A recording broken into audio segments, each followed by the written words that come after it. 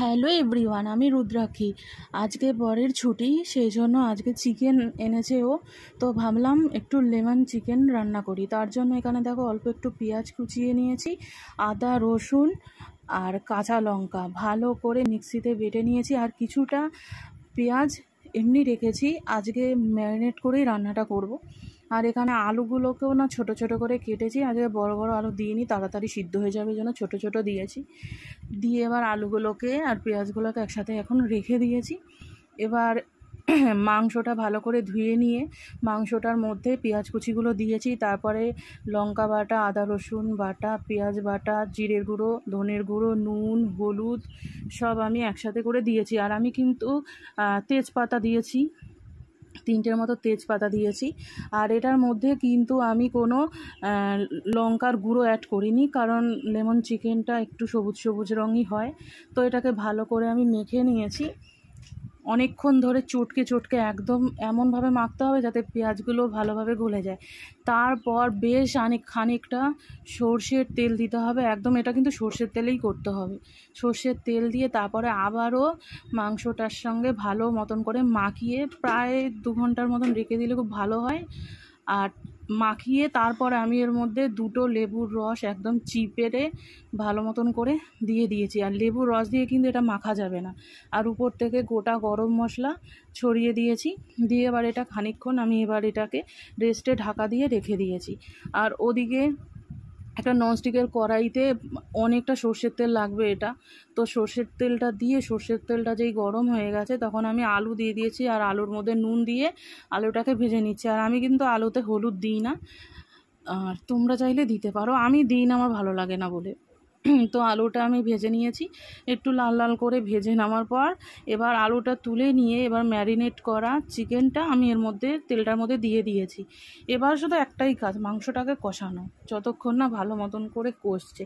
ঢাকা চাপা দিয়ে দিয়ে প্রায় 1 থেকে 1.5 ঘন্টা কষাতে হবে। আমার প্রায় 2 ঘন্টার মতন লেগেছে মাংসটা রান্না করতে।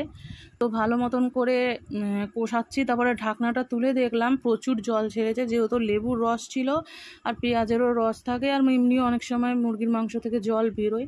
তো দেখো জল কিন্তু অনেক বেরিয়েছে। তারপর আবার আমি ঢাকনা দিয়ে ফুটানোর পর তো দেখো এবার কিন্তু তেল বেরিয়েছে কত। তো এবার এটাকে আরেকটু ভালো করে নাড়াচাড়া করে নিচ্ছি যাতে তলা দিয়ে না লেগে যায়। তলা দিয়ে লেগে গেলে কিন্তু পুড়ে যেতে পারে, আর পুড়ে গেলে কিন্তু এই লেমন চিকেন একদমই ভালো হয় না খেতে। তো ভালো মতন করে নাড়াচাড়া আবার খানিকক্ষণ ধরে করে নিয়ে আবার কিছুক্ষণ ঢেকে রেখেছিলাম। এরকম করে প্রায় 4-5 বার ঢাকনা তুলে তুলে কষিয়ে আবার ঢাকনা দিয়েছি। দেখো কত তেল বেরিয়েছে মাংসটা থেকে। তো এবারে আর একটু নাড়িয়ে ভালো মতন করে তলারগুলো যাতে না লেগে যায় উপরে নিয়ে এসেছি, কারণ নাহলে নিচেরগুলোই শুধু সেদ্ধ হবে, উপরেরগুলো আর হবে না। সেই জন্য ভালো করে নাড়িয়ে নেওয়ার পর ভেজে রাখা আলুগুলো দিয়েছি। এবার আলুটা দিয়ে আর একটু ভালো করে কষিয়ে নেব যাতে আলুর মধ্যে মশলাগুলো ঢুকে যায় ভালো মতন করে, কারণ আলুটা তো ভেজে রাখা ছিল অল্প, সেরকম আমি খুব একটা লাল করে তো ভাজা হয়নি, সেই জন্য। তো আলুটা দিয়ে নাড়াচাড়া করার পর আমি এটাতে পর্যাপ্ত পরিমাণ গরম জল দিয়ে দিয়েছি। গরম জল দেওয়ার পর এবার এটা ঢাকনা দিয়ে দিলাম, কিছুক্ষণ আলুগুলো সেদ্ধ হবে আর মাংসটাও সেদ্ধ হবে। তো দেখো ঝোল একদমই কমে গেছে, নেই কিছু বলতে গেলে জলটা। এবার আরেকটু ঢাকনা চাপা দিয়ে একদম ভালো মতন করে ফুটাতে হবে যাতে জলটার একটুও না থাকে আর পুরো তেলটা বেরিয়ে যায়।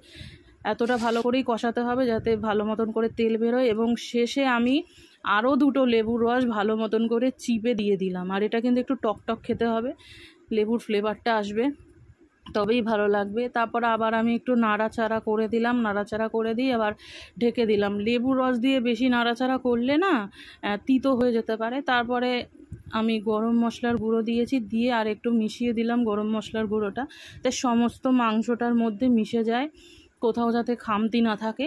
তো ভালো মতন করে এবার নাড়াচাড়া করে নিচ্ছি, নাড়াচাড়া করে কিছুক্ষণ রেখে দিয়ে মানে ধিমে আছে এবার মাংসটা হবে। তারপরে দেখো তেল বেরিয়েছে, জল কিন্তু আর নেই, পুরো তেলটাই বেরিয়ে গেছে।